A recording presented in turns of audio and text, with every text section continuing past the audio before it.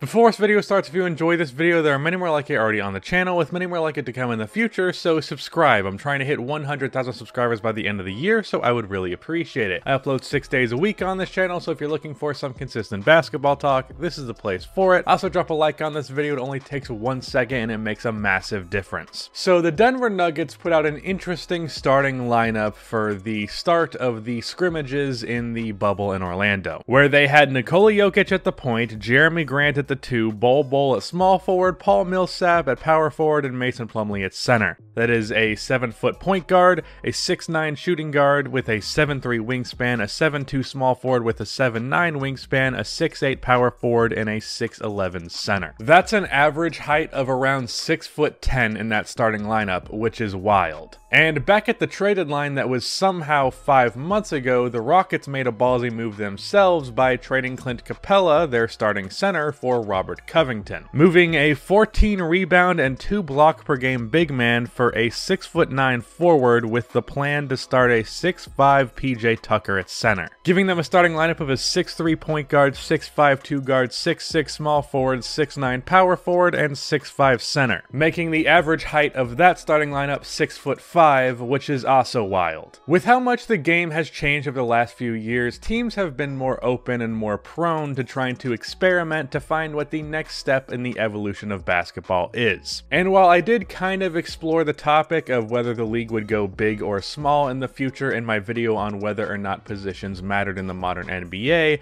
I wanted to take a particular focus on that in today's video, and determine between small ball and tall ball which one is more likely to be the direction that the NBA heads.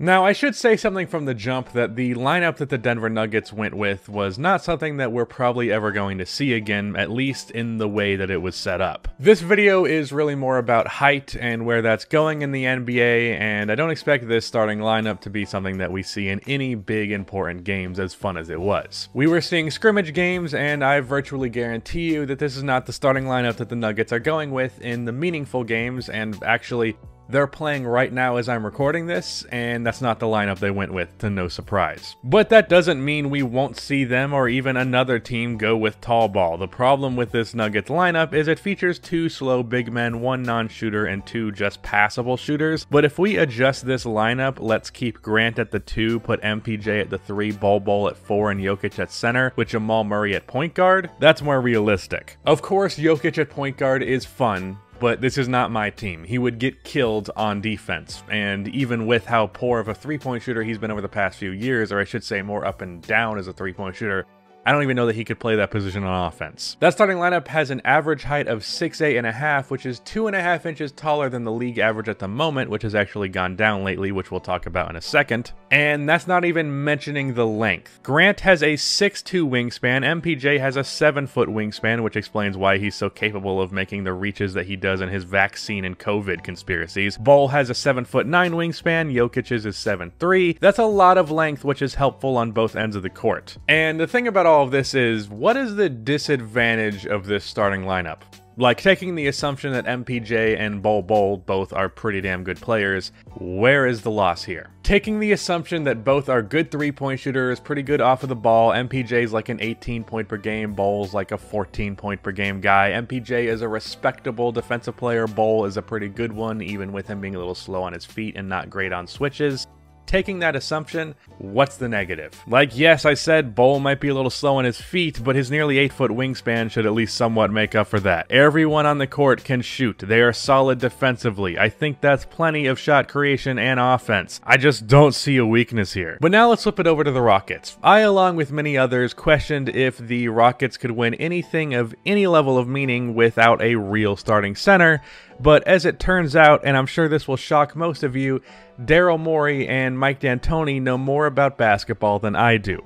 I know it's crazy. I couldn't believe it myself. See, what I was worried about was that PJ Tucker in place of Clint Capella would lead to giving up a lot more rebounds, and your interior defense would be quite a bit worse. And for the most part, I was correct about that. However, what I didn't consider was how much of an offensive improvement there would be from having 4 players out there who can hit threes at an elite level rather than 3. Clint Capella was good on defense, grabbed a good amount of offensive rebounds, and he was good in the pick and roll. However, the thing is, the Rockets weren't really using the pick and roll anymore. As Legend of Winning pointed out in his video on this trade, the Rockets pick and roll usage has gone down drastically in the last couple of years to be at the bottom of the league. For example, according to Synergy, back in 2017, the Rockets ranked 7th in plays finished using pick and rolls. That ranking decreased to 9th in the 2018 season, took a sharp decline to 23rd by the end of last year, and so far this season, the Rockets rank dead last when it comes to pick and roll usage. And as that happened, the Rockets also happened to slowly move up in offensive rating as the years went on. So with that, outside of the 4 offensive rebounds he was getting a night, Clint Capella really was not contributing to the Rockets' offense positively. In fact, he ended up hurting the offense because he cannot shoot the ball. Having a dude just standing at the basket to grab an offensive rebound kills your spacing, and it makes it a lot harder to score in the paint. And if you want to see what effect taking that player and swapping him out for a shooter would have, look no further than how Russell Westbrook played after this trade. Before Clint was traded, Westbrook averaged 26 points per game, shooting 45% from the field. I don't like using field goal percentage, but I couldn't find true shooting percentage, and really, Russ barely takes shots outside of the paint at this point. And in the 11 games with Robert Covington in place of Clint Capella, he averaged 32 points on 54.6% from the field, an extra 6 points, and an extra 9% field goal percentage. Previous to this trade, Russell Westbrook was getting to the paint, and then he'd be met by Clint Capella's man. But now in this case, Russ either had the open layup, or he had help defense coming over where he could kick it out to PJ Tucker, who you know is not going to miss from the corner. This also applies to James Harden. All he has to do is get by his man, and then when the defense collapses, he gets either an and one, or he finds a guy open for 3. Like, these are 2 of the best players in the league at getting past their man, so when you give them that much space in the paint, it's pretty deadly. This much spacing makes Houston's offense that much deadlier, and with Clint Capella, he was really just stagnating it and getting in the way. Now, that's not an indictment on Capella as a player, he was just not being utilized properly in Houston anymore. So that move in retrospect was very smart. So smart it managed to make Russell Westbrook and James Harden on the same team actually work. That's some crazy big brain shit. But there still lies the inherent flaw with small ball right now, and that is the lack of ability to defend big men. As Legend of Winning pointed out in his video that I mentioned earlier, he made the point that most teams this would not really be a factor for, because it's not like the Blazers are going to run their offense through Hassan Whiteside just because PJ Tucker is defending him.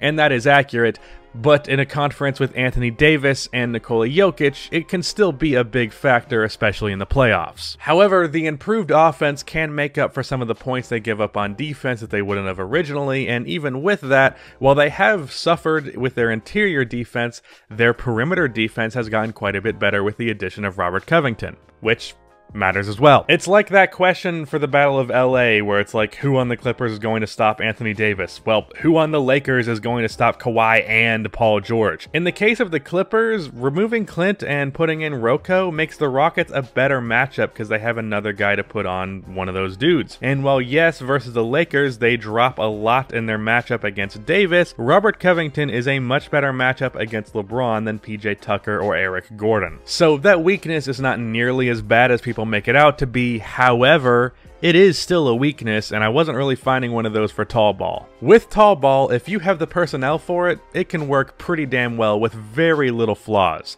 But there is that prerequisite of having that personnel. Like, most teams are not going to find 2 7-footers that can shoot the ball, 2 6'10"-ish players that can shoot the ball and play both guard and forward. That is rare to find, and because of that, most teams just simply cannot play tall ball because they don't have the players for it. It's just simply unobtainable for most teams in the league. 6'10 plus guys who can be versatile on both ends of the court do not grow on trees. Getting enough of them to legitimately play tall ball is a heavy task that most teams cannot accomplish. In the case of the Nuggets, I think the ceiling of this team is quite insane, so the ceiling of tall ball is better than that of small ball, but it's way less obtainable, it's just not as practical. But with how the game has evolved, versatility in three-point shooting has gone from appreciated to pretty much essential. I think 10 years from now, 95+% of the players in the league will be a capable three-point shooter, and those who aren't will have to be outliers like Ben Simmons to actually be effective. And that applies to 7-footers as well. I think as the years go on, and as the years have gone on previously, there is an influx of 7-foot players who can shoot the ball and be switchy on the perimeter. And when that influx happens, I would not be shocked to see the league go in more of a tall ball direction. So long term, I think tall ball could be more prevalent, but in the short term, I'm going with small ball because it's simply more obtainable. And I think recent trends have showed that. From 1980 to 2018, the average height in the NBA was 6'9", but in the last 2 years, it has been 6'6", with an average weight that is 3 pounds lighter. So the game is getting smaller because I think players like fucking Hashim the Beat, who are 7 foot tall and couldn't do anything shooting the ball wise,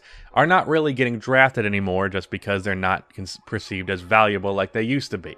And because of that, the league's average height has gone down. And I think what's going on with the Rockets is a sign of what's to come in the future. However, I think in the long term, that pendulum is going to swing the other way. So that is the end of this video. Please be sure to like and subscribe for more NBA content like this, and cue the outro music.